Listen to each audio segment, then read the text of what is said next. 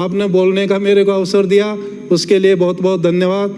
नमस्कार। श्री शंकरलाल टेचा 8 मिनट में अपनी बात समाप्त करें। टेचा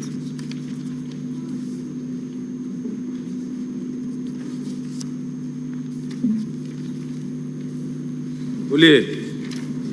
बिल्कुल, धन्यवाद साहब, मुझे बोलने का अवसर दिया। आपके माध्यम से मुझे मांग संख्या 30 जनजाति क्षेत्रीय विकास विभाग एवं मांग संख्या 31 सामाजिक न्याय एवं अधिकारिता पर बोलने का मौका दिया, इसके लिए मैं धन्यवाद देता हूं। और वर्ष 2024-25 के बजट घोषणा में पहली बार जनजाति हित में घोषणाएं हुई। बजट घोषणा में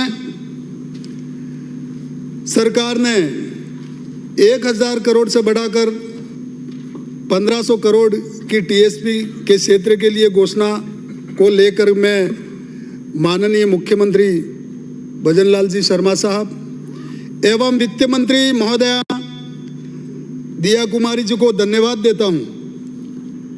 माननीय सभापति महोदय, मैं आपके माध्यम से भारतीय जनता पार्टी को, भजनलाल जी की सरकार को मैं धन्यवाद देना चाहूंगा कि मेरी विधानसभा सागवाड़ा और डूंगरपुर के कई काम बजट घोषणा में जोड़कर आदिवासी समाज के उत्थान एवं विकास को लेकर के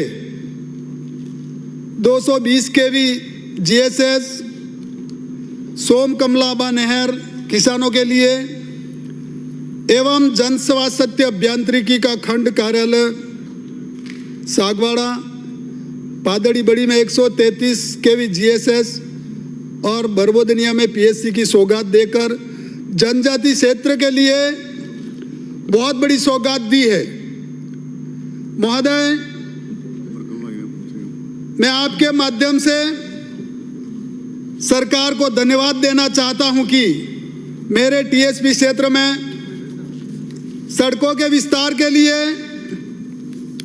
सरोदा, कराड़ा, बांसोर, बनकोड़ा एवं चौड़ाईकरण के लिए 20 किलोमीटर सागवाड़ा डूंगरपुर की जनजाति क्षेत्र के लिए 20 करोड़ की घोषणा कर बड़ी सौगात दी है।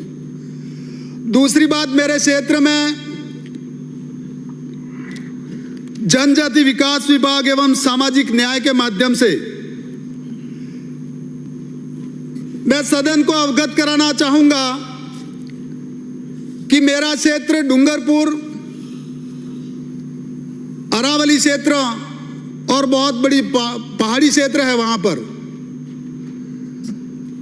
जनजाति में पहाड़ी क्षेत्र होने की वजह से और जमीन कम होने की वजह से वहां सबसे पहले पानी की आवश्यकता है, कुओं की आवश्यकता है और दूर दराज जो जनजाति समाज रहता है। मैं मेरे गांव की बात करूं, मेरे गांव से कुंजेला गांव 3 किलोमीटर की दूरी है, लेकिन बीच में जंगल का क्षेत्र आता है और उस गांव में जाने के लिए 27 किलोमीटर तक चल करके जाना पड़ता है। तो ऐसे कई स्थान हैं हमारे, धार्मिक स्थान भी है, लेकिन बीच में वन विभाग की जमीन आने से वहाँ कहीं हॉस्पिटल जाना हो या कहीं अन्य जगह जाना हो तो वहाँ वाहन की सुविधा नहीं होती है। तो ऐसे में हमारे जो विद्यालय में जो बालक आते हैं इनके लिए भी बड़ी समस्या होती है। जैसे आंगनवाड़ी खोली तो है लेकिन भवन आज दिन तक नहीं है वहाँ पर।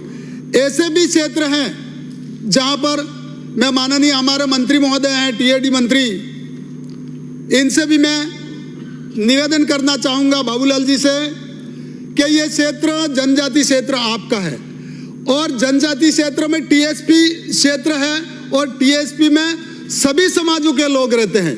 इसमें ओबीसी भी आ गए, एसटी भी आ गए, एससी भी आ गए।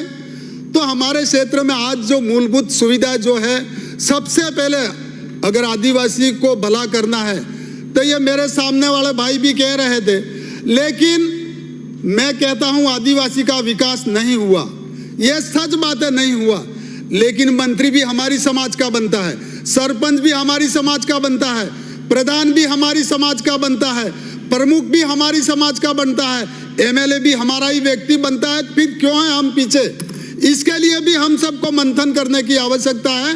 और हमारे क्षेत्र में गरीबी है और गरीबी दूर करने के लिए वहाँ पर जो विद्यालय हैं वहाँ पर अध्यापकों की कमी है, बिल्डिंग की कमी है, ऐसी कुछ कमियां हैं। उस कमियों को दूर करेंगे तो वहाँ का विकास भी होगा और हमारा वहाँ का जनजाति क्षेत्र जो है, टीएसपी क्षेत्र है, वो भी मजबूत होगा। तो मैं तो इतना ही कहूँगा कि मेरे डूंगरपुर जिले में सागवाड़ा जो तहसील है, अभी मुख्यमंत्री जी ने जो घोषणा की और कैनाल आई है, इतिहास में पहली बार आया है, कैनाल आई है, तो वो जनजाति क्षेत्र में किसानों को सबसे ज्यादा फायदा होने वाला।